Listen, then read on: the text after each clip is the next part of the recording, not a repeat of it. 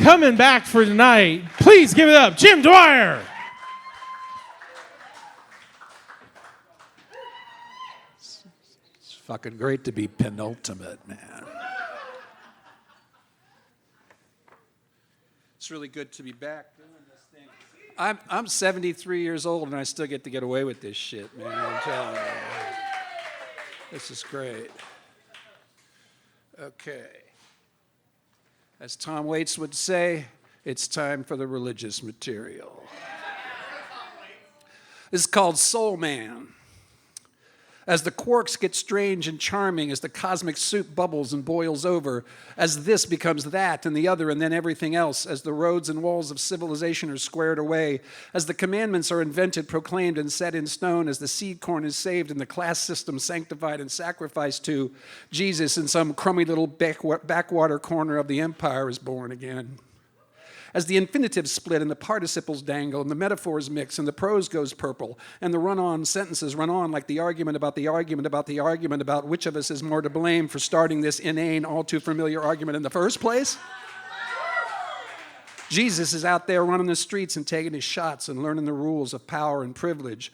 Who gets to define terms? Who gets to say what to whom? Who gets to grade and normalize, correct and punish? Who gets to dangle the carrot? Who always gets the shit end of the stick? As the revolution eats its children, as anger and hope become cynical detachment and phony nostalgia, as the priests and preachers and well-connected white fathers of all persuasions counsel patience and urge the poor, the exploited, to humbly accept God's admittedly painful but ultimately providential plan, as the poor and exploited stay poor and exploited, as the dream of justice refuses to just die quietly, Jesus and his gang of losers and bluesmen are divvying up the bread, passing the wine around, and plotting to change the world. As the fornicators fornicate and the abstainers abstain, as the classically inclined get romantically laid, as the jerk-offs do the jerk and the dominators dominate and the sweet submissives get their own sweet submissive way, as the black and blue masochists beg for more pain and the solid gold sadists just say no, as Denise Shooby-Doos and Johnny is very, very good, Jesus is refusing to cast the first stone.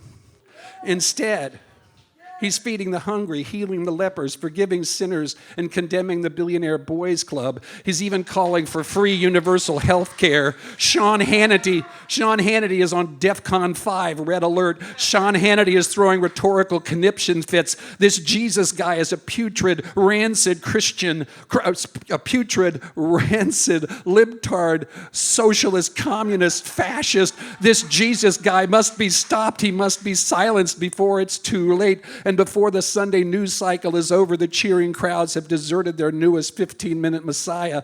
And once again, Jesus is dying alone. Alone and freezing alone and homeless on the freezing streets of St. Paul, alone in your friendly neighborhood sweatshop, alone and naked and handcuffed and sweating blood in a black ops torture cell, alone on a cross in Florida, crucified this time for teaching a class of sixth graders that slavery was and always is an unmitigated fucking evil.